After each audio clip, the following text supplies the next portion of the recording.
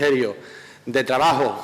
por el diálogo social. Nuevamente se alcanza un acuerdo para la prórroga de los ERTE con el acuerdo de patronal, de sindicatos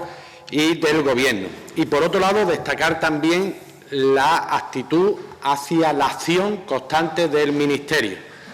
Un Ministerio que actúa a pesar de las dificultades del momento y además actúa de una manera muy diferente a la que se venía actuando en relación o en cualquier contexto de crisis, marcando una salida de la crisis muy distinta para el conjunto de trabajadores y trabajadoras, con una herramienta fundamental, esta la política de los ERTE, que apuesta por el mantenimiento del empleo, algo que nos parece fundamental en un contexto de reactivación de la economía post-pandemia, que podrá ser una reactivación de la economía mucho más rápida y, sobre todo, que tenga el menor número de víctimas posible. La Junta de Andalucía debe tomar ejemplo de lo que está haciendo el Ministerio de Trabajo, la compañera Yolanda Díaz, y debe dar un giro de 180 grados a la política de empleo que viene desarrollando durante esta crisis. Debe una política de empleo caracterizada por la ruptura del diálogo social, acuerdos con los sindicatos que no se cumplen, como por ejemplo en las últimas ayudas a pymes y autónomos, sin vincularlo al mantenimiento en el empleo, y a una constante inejecución de sus competencias en materia de empleo. Con toda la que está cayendo, Andalucía no ha puesto en marcha ningún plan de empleo extraordinario para mitigar los efectos de la crisis e igualmente no lleva a cabo medidas de presente y de futuro para cambiar el modelo del productivo andaluz, muy marcado, muy señalado en esta crisis del coronavirus. Pues bien, pasando a la propuesta que acabamos de registrar, hay que tener en cuenta que lo hacemos desde la máxima o desde una base que todos y todas conocemos.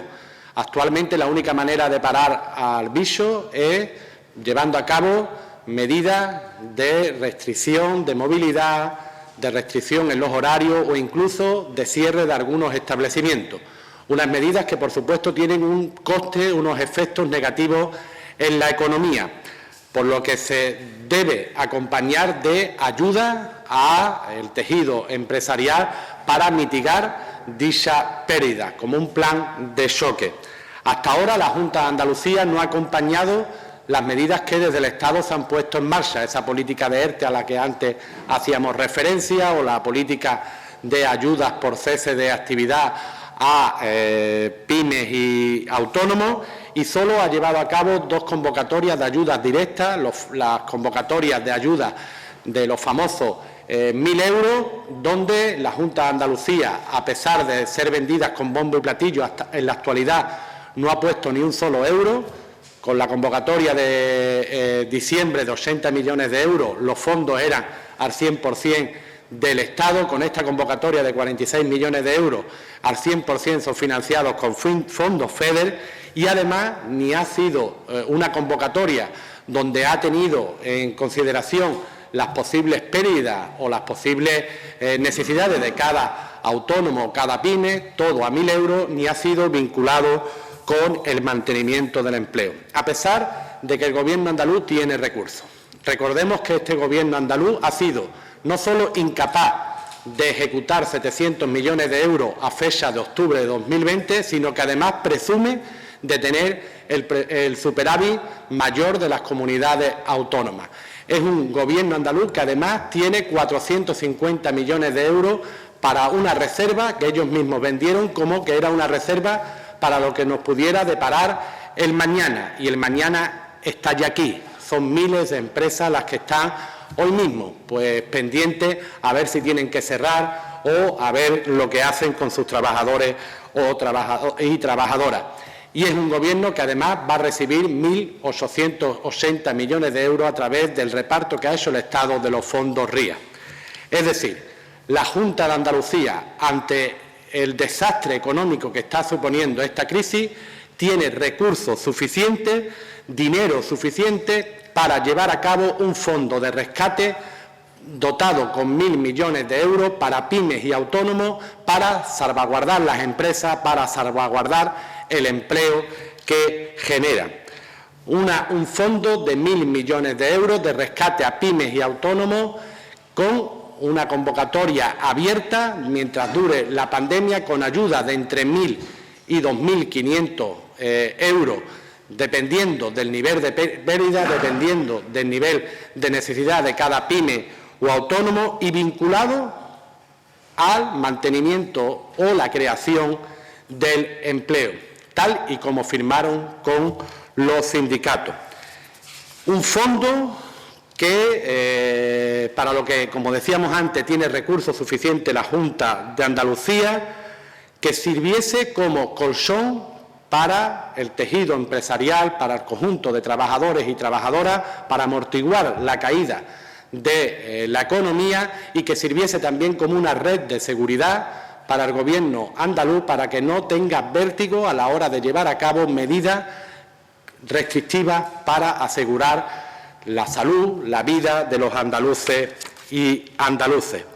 El Gobierno andaluz no puede seguir guardando dinero,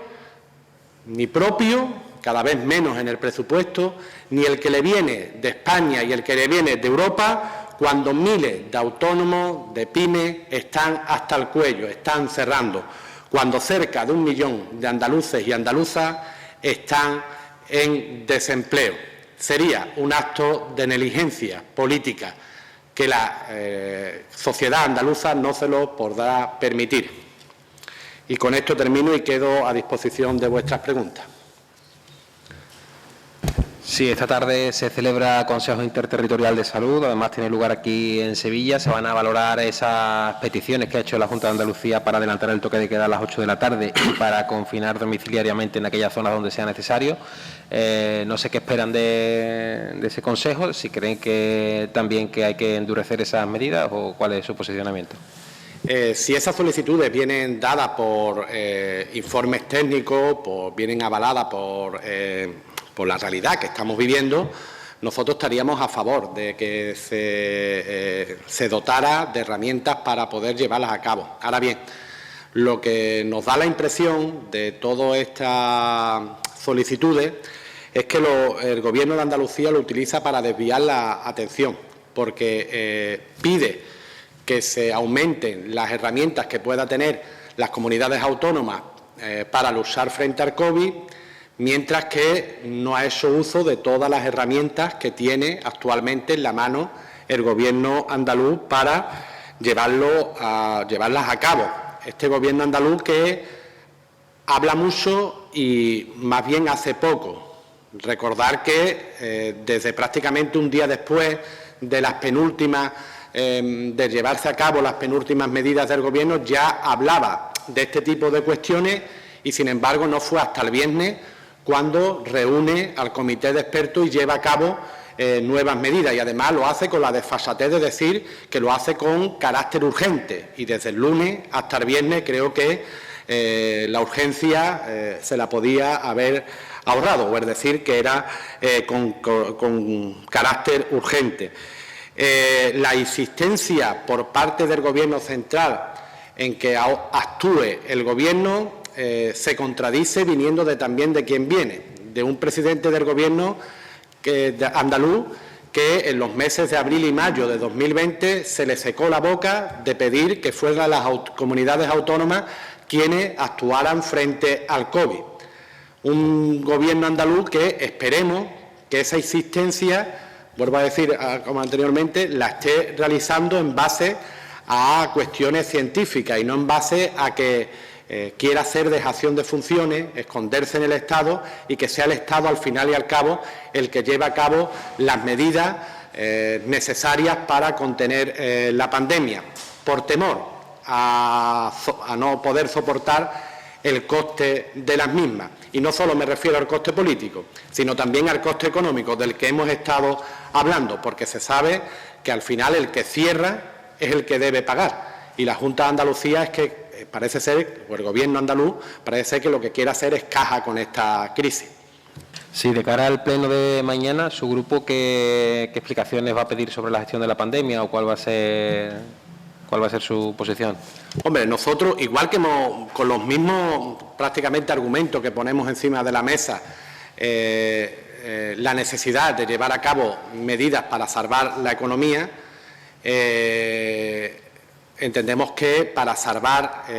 o para fortalecer la sanidad también ha sobrado dinero en Andalucía. Incluso del dinero que ha venido, que era insuficiente de España, ha sobrado dinero. Nosotros lo que entendemos que la atención primaria debería haber llevado ya mucho tiempo en Andalucía abierta con pleno funcionamiento. No ha sido así. Perdimos una oportunidad en verano de prepararnos para lo que nos podía venir. No lo hicimos. No continuamos con el refuerzo que había para que en aquel momento poder haber adelantado intervenciones que ahora se tienen que volver a retrasar. Durante otra época no hemos sido capaces de intervenir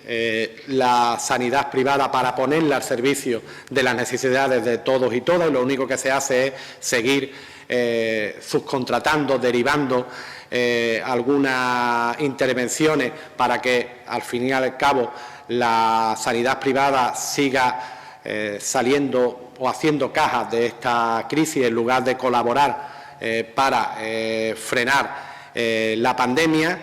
y volveremos a ponernos a disposición de todo lo que necesite el Gobierno. Pero al Gobierno ya no le pedimos anticipación, esa anticipación vacía marcada por un eslogan político. Lo que pedimos es que reaccione y que, junto a salvar la economía, se encargue de una vez por todas de salvar la salud de los andaluces y andaluzas, que pasa inexorablemente por reforzar de una manera eficaz la sanidad, la educación, los servicios sociales, los derechos sociales, etcétera, etcétera. Sí, ¿y cómo ven que se hayan decidido activar el Plan 4.500 ahora? La activación del Plan 4.500 tiene que ver con el avance preocupante de hospitalizaciones, de ingresos COVID, de ingresos en UCI, el avance preocupante de contagios que todos sabemos que van teniendo un reflejo después en las hospitalizaciones y en esas UCI, pero volvemos a echar en falta en esos planes la intervención de la sanidad privada,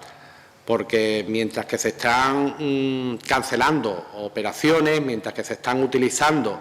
espacios para otro tipo de cuestiones, para casos COVID, hoy seguramente, bueno, no tengo los datos, pero habrá muchas operaciones de estética que no digamos que no son necesarias, sino que creemos que no son prioritarias, por lo cual sigue echando en falta en todos esos planes la intervención de la sanidad privada. Respecto a la situación de Aernova, no sé qué valoración hace de la situación de Aernova, los trabajadores que se han concentrado ahora del sector aeronáutico, que tienen 70 despidos ahora pronto, se les acaba el ERTE este mes, no sé si puede hacer una valoración al respecto. Bueno, pues aquí volvemos a decir lo mismo que decíamos con Airbus, aquí es que estamos viendo cómo el gobierno andaluz y sobre todo la Consejería de Transformación Económica e Industria la están descapitalizando por cuestiones pues básicamente internas de Ciudadanos, y no están actuando poniendo en marcha como mínimo llamadas telefónicas e intentos de intervenir. Eso sí es verdad que es más la Consejería de Empleo a solucionar o intentar solucionar e intentar mediar en conflictos laborales. Con el de Airbus tuvo que realizarse esa intervención después de varias llamadas telefónicas y varias insistencias por parte de nuestro grupo. En otros conflictos, pues estamos viendo cómo el Gobierno andaluz está dejándolo de ir. Se están pasando, creo yo, de liberales a prácticamente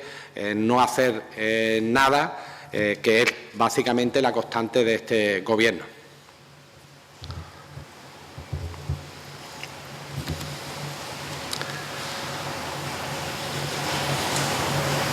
¿Algo más? Vale, gracias.